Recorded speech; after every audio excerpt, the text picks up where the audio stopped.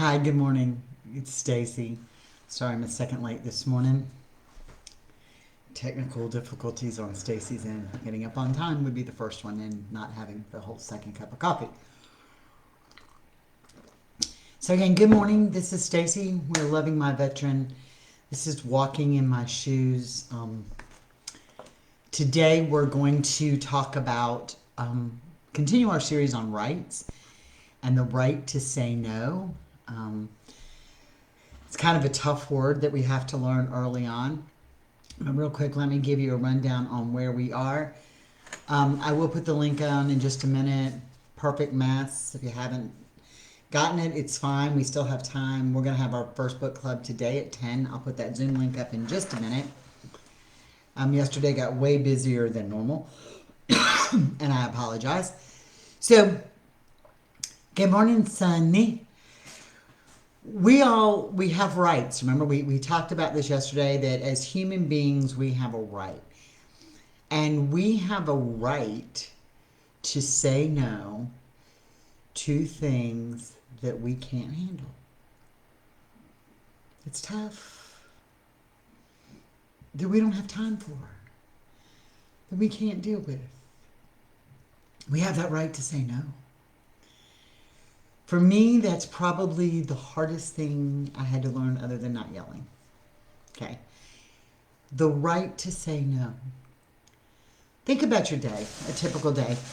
And I can use Sunny because I know she's got little kids, so I'll just kind of use her. You get up at the crack of dawn. You try to get your coffee and your day ready, and you got to get your kids ready for school, and then you realize that you got to get them in the car and get them there and get to work and do your stuff, and you're so busy.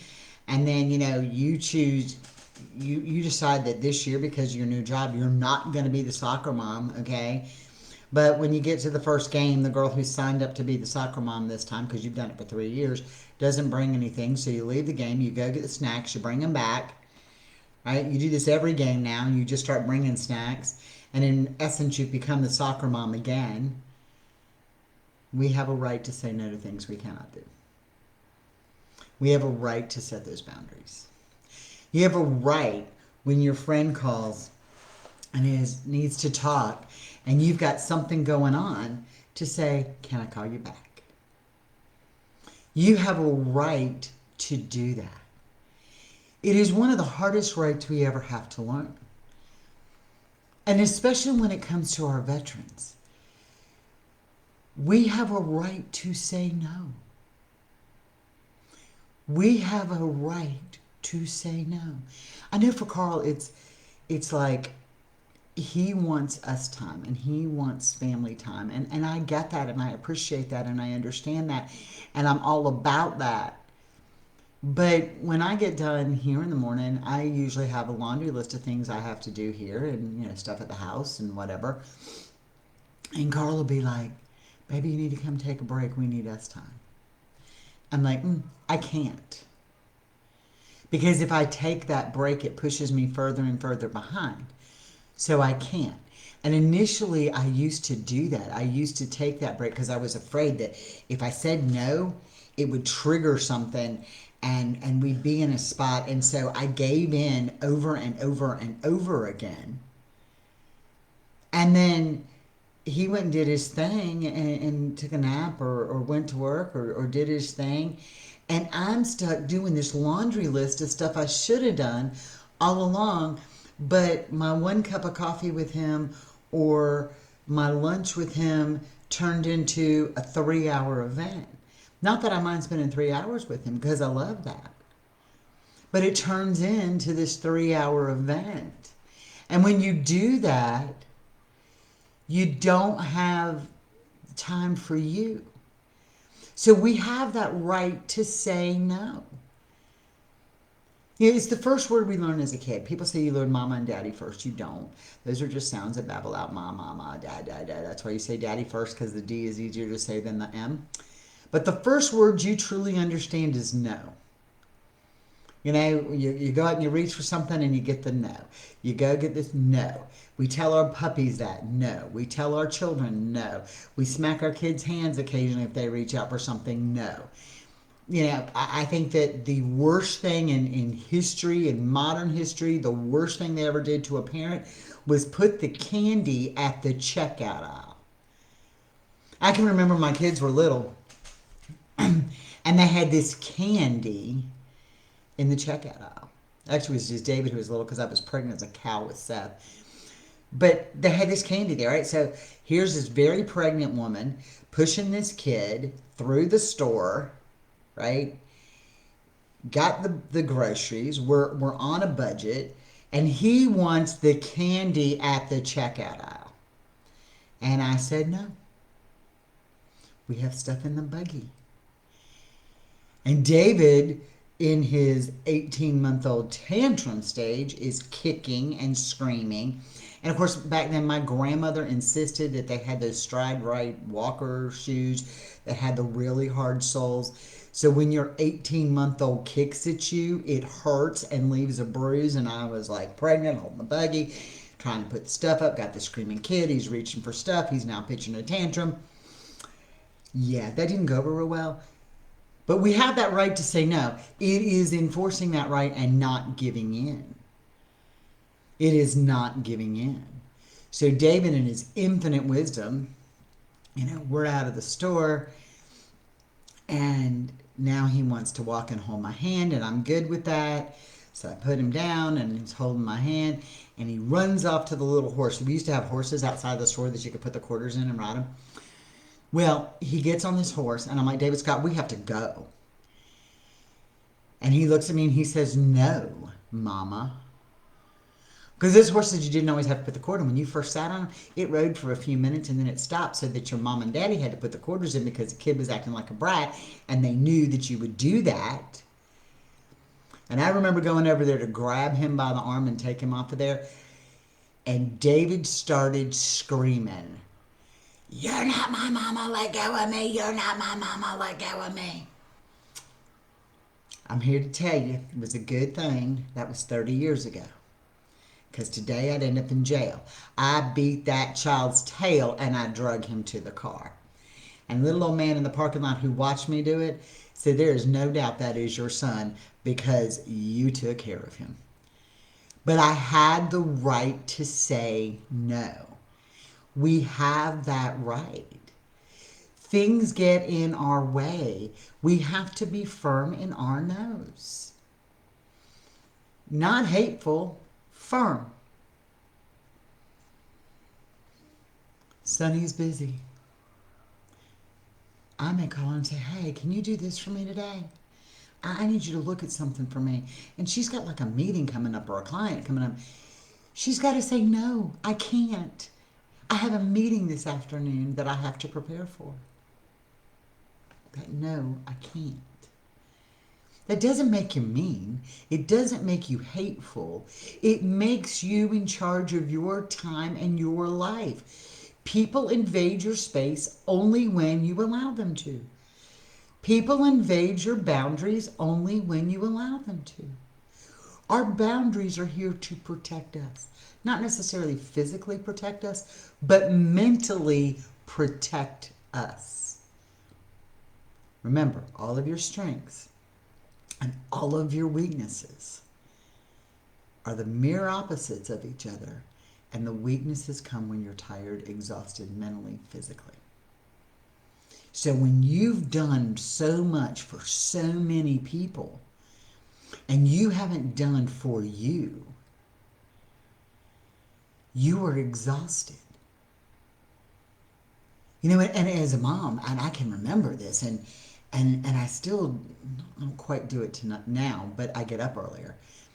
I can remember, like, when I was married to Woody, and I had worked all day, and I had dealt with the kids all day, and got them off to school, and fixed their lunches, and given them a bath, and cooked the dinner, and did the dinner dishes, and there was still 17 loads of laundry, because I've never seen people go through clothes as much as these people in my entire life. Right? The kids are in bed at their normal bedtime, which was, thank God, early, and they always went to bed when I told them. That was the one struggle we never had. And then we're just like, I'm tired, I'm going to bed. And what are you doing? You were sitting there, right, realizing that the table is still full of stuff that you haven't scrubbed off from the spaghetti, okay? and the dog bowls are now empty, and there's 16 loads of laundry. Oh, and by the way, you forgot that somebody was coming over tomorrow morning, and so you got to dust and vacuum the house and pick up all the nonsense. So now it is like 1 o'clock in the morning, and you're going to bed, and they've all been asleep since 10. Where do you think that exhaustion comes in?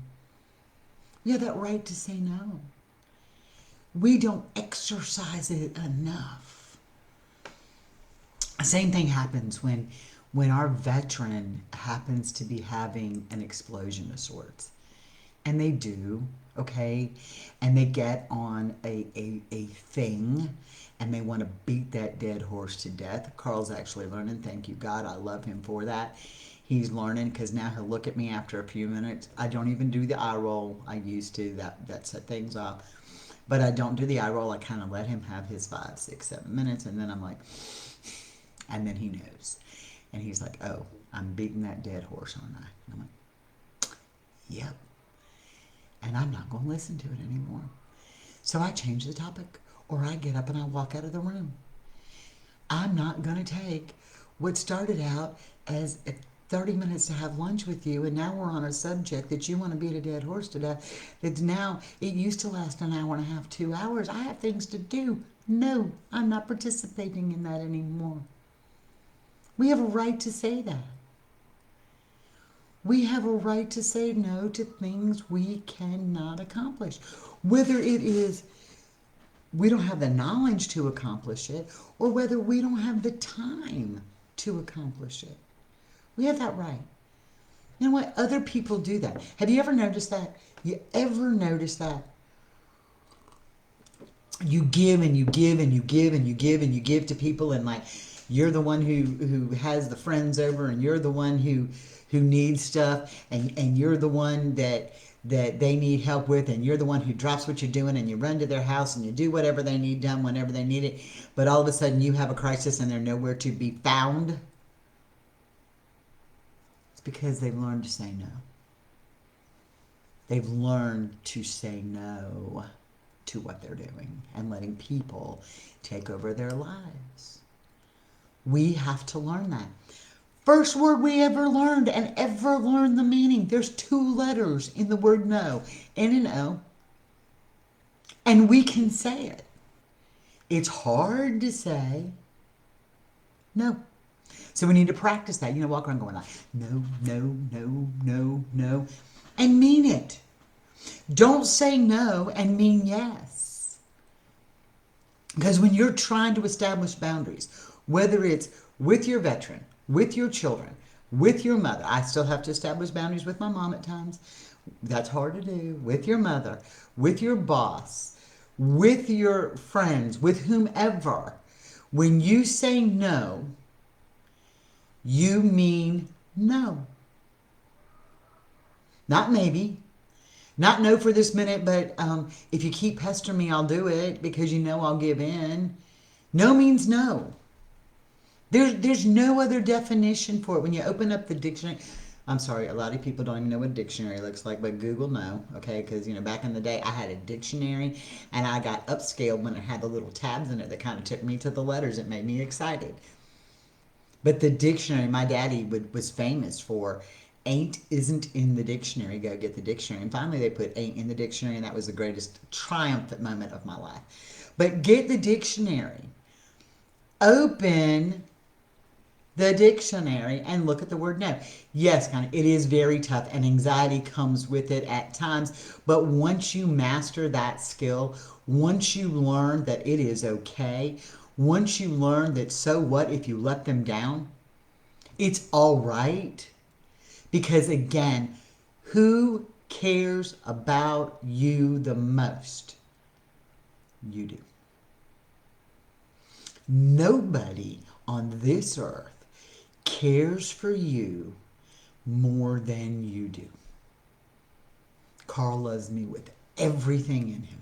There is no doubt. He tells me it all the time. But he still doesn't love me the way I have to love me. He doesn't always get my inner thoughts. So yes, there's a lot of anxiety that comes with saying no. But think about the anxiety we go through when we say yes. I am way more uptight when I say yes. I say yes, it's easy to come out of my mouth. Hey, can you do this? Yep, I got it. And then I start looking, I'm like, oh, where the heck am I going to fit this in? Or I get anxious and we want to have some time. He wants to have some time for us in the middle of the day. And we want to have some time together. Right? And I say, I can't. Or I can, but I can do a half an hour. And then he's like, well, can we do? No, we can't. I gave you a half an hour. Because what happens is that when it goes to an hour and a half, I am more anxious about the stuff I needed to do that I cannot get done because I've spent an hour and a half instead of saying no initially. Some tough words to say. It is a tough word to say. And yes, you're going to get feedback initially. Your friends are going to say, will you always say yes? We can always count on you. You can count on me to be your friend, but you can't count on me to be your doormat. And there's a big difference. You have to take care of you.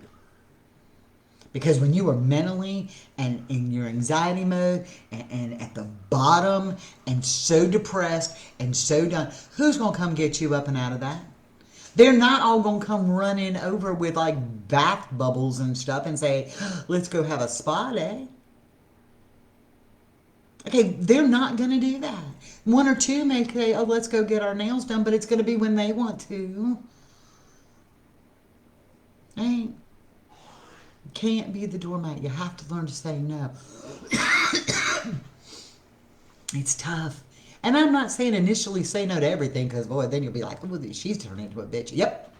I wear it proudly. And it's funny because I would tell Carl, I was like, ooh, I'm such a bitch. And he goes, I like a bitch. And I was like, what? And he's like, it's a strong woman who knows what she wants, when she wants it, how to get it. And I'm like, I am a bitch. It's like your victory, right? We are strong women who know what we want, when we want it, and now we got to figure out how to get it. One of the easiest ways, morning Roxy, one of the easiest ways to get it is by learning to say no to things we cannot do. Whether it's physically do, mentally do, or have time to do, is say no. I'm going to tell you, y'all, I'm not perfect. And Carl and I have had our moments. And please, I'm putting this on the victory wall for God and everybody to see. I prayed the other day for 24 hours of normal. For 24 hours of no explosion, of no nothing. 24 hours without PTSD. I prayed for that. God blessed me with 48. We have had 2 days with nothing. 2 days with no explosion. Right? Yeah. He says, practice it in front of the mirror, saying no over and over as you build your confidence up. You've got to learn. You have to learn. And you don't have to offer an explanation for your no. Remember, that was in our rights yesterday. You don't have to explain that. No. Y'all learn to say it. And when we had our 48 hours of pure, wonderful peace, the night before we had an argument, like everybody does, normal couples have them. So please get out of the mindset that only PTSD couples have them, because they don't. Normal couples have arguments. Normal couples have heated arguments. Couples that don't have PTSD in their life do have arguments. So get out of your mindset that it's only because of the PTSD, because it's not. Okay? Just putting that out there for you. Just laying that out there for you.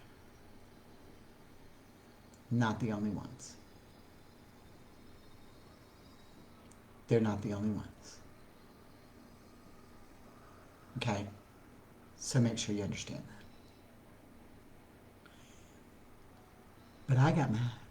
And normally I sit up all night and we listen to each other. And then this spewel and the vial starts to come out of our mouths. And then it gets ugly. And finally I looked at him and I said, Carl, I can't do this right now. And he says to me,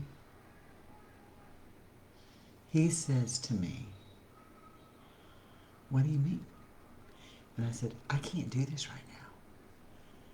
And he says, we need to talk about it. And I said, no, I need to go to bed. And I got up for the first time in a year and went to bed without him. And you know what? The next morning, I felt empowered. Not because I went to bed with it. We had resolved the issue, for God's sake. You know, the dead horse thing, we had resolved the issue. I didn't want to beat it to death, but I went to bed. And guess what? I woke up rested and I woke up feeling better and I felt empowered. And we didn't argue for 48 hours. 48 hours. So my prayer was, God, just help me have one 24-hour period. And when I learned to say no and went to bed, it worked. Now, I'm not going to tell you he didn't follow me in there and go, because, you know, that dead horse has got to be dead. They beat the dead horse until the hooves become glue.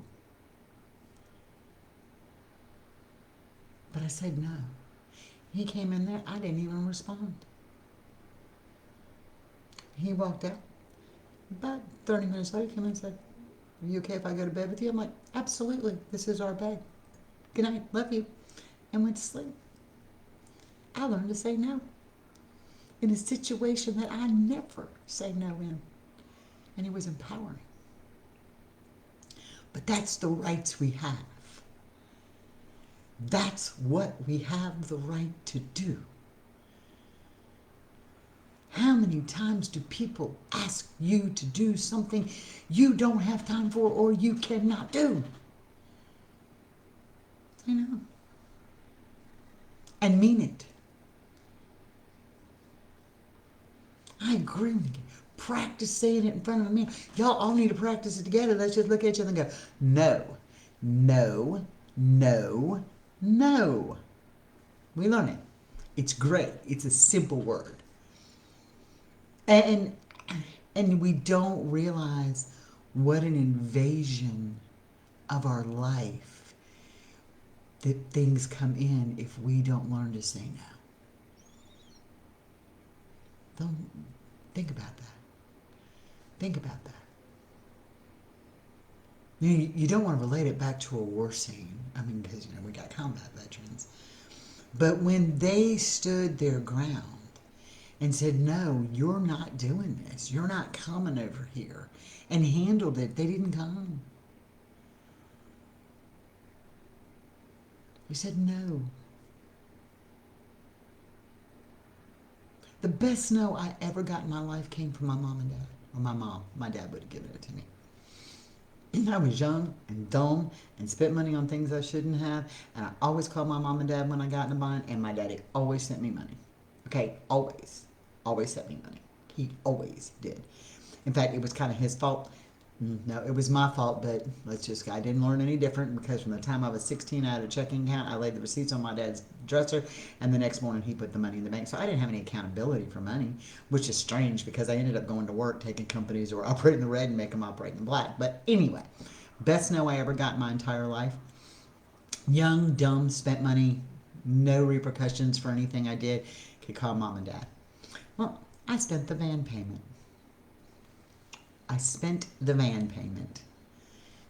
And that was our only vehicle way back in the day, was this van. And I spent the van payment on something stupid, I'm sure, because it wasn't on anything important. So I called my mom and dad, and I'm crying. If I don't get the money, they're gonna come take the van, and the kids won't be able to go anywhere. We're gonna have to walk, and we live out in the country." And I'm like sobbing, right, to my mom and dad. And my mom says, "No, but if you can't take care of the kids, we'll be happy to come get them, and we'll take care of them. But as far as that van payment goes, that's on you." And I'm like, "But mama, I'm here." And you could hear my dad, because they were like on two phones, and my dad's like, "Now, Linda." And she says, "Lucas, no. The more we keep allowing her to do this, she's never going to stand on her own 2 feet." They didn't pay the van payment. I did. But she set the boundaries. Or I would forever be going to my mama and daddy and saying, "I need." She set the boundaries, and she didn't let me cross them.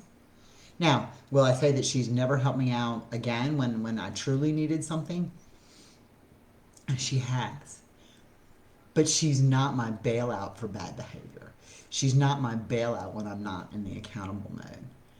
That isn't what she is. She's my mother who set a firm boundary in the word no. And that's the same thing we have to do.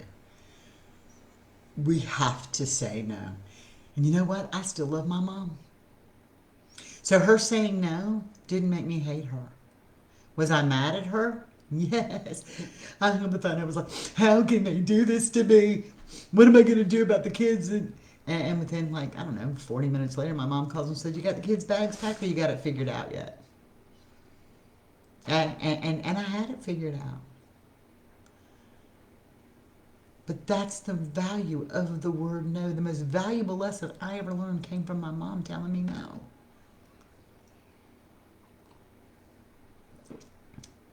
And it changed my life by her saying no. Because so often, when we don't say no, we enable people. We enable them. We fuel in to their behavior, to their lack of concern, to their lack of empathy, to their lack of love, to their lack of being accountable. We fuel into that when we say yes to everything. We don't make people accountable. We strip away their identity. We strip away their value. Because there's nothing wrong with struggling. There's nothing wrong with not always getting your way. I mean, I know that we can all think about the kids that are the spoiled brats because their parents never said no. I mean, the worst experience I ever had was in a freaking Toys R Us. So again, you can see how old I am because they done closed all them. But I got the kids. We're like looking at stuff for Christmas. It's like the week before Christmas, right? We got the kids and we're looking at the thing, and about 2 hours over, you can hear this kid screaming, "But I want this!" And it's just like unbelievable screaming. "I want this!" And the mama's like, "Well, no, sweetie, you know, Christmas is next week, and you can't have that, and we need to wait because Christmas is next week." "I want it now."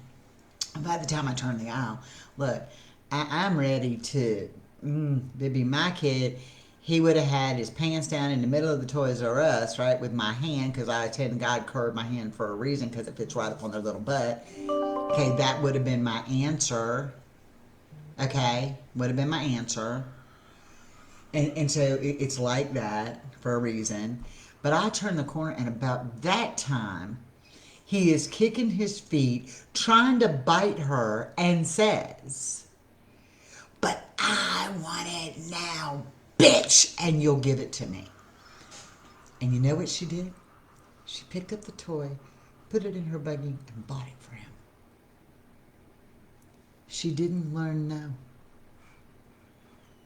She didn't learn the word no.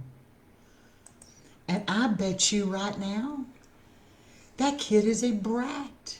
He's grown by now, but can you imagine the entitled life he lives because mom didn't say no? Let me just tell you, there's a different day and age because if I ever would have called my daddy a name like that or my mom a name like that, I'd have dentures. I'm just telling you. That's the way it would be. I would have had dentures if I would have ever called my mom a bitch. Ever. At probably 6 years old. But what did she teach him? By not saying the word no. What are we teaching others by not saying the word no? What are we allowing into our lives by not saying the word no? What kind of stress are we creating by not saying the word no? We have a right to say no. It protects us. And nobody loves us or cares about us on this earth more than we do. I'm just telling you. Carl loves me with every inch of his being, and he will tell you that. But he can't care for me and love me the way I do. And I know that's a tough thing to swallow. So I want to wrap that up for the day. The printables are on the group. Please go there and read them. There's a ton more. The printables for the rest of the week are coming up today. I'm going to post a link right now because, sorry y'all, I got busy and I took a nap yesterday. Lisa Harper's Perfect Mess Book Club today at 10 by Zoom. We're just going to start about it. We're going to kind of talk about it and where this goes so that when we get together once a week, we can really just kind of delve into the message that she's giving us here, that it's okay not to be perfect. We can be a perfect mess, and to God we are perfect. So I wanted to share that with you. So much coming up. Again, all the new links will be posted today because with the change in the year, like we have to redo the Zooms and all of those stuff.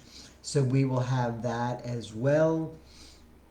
I cannot thank everybody enough for being here. You guys are amazing. I will see y'all tomorrow. I'm Stacy.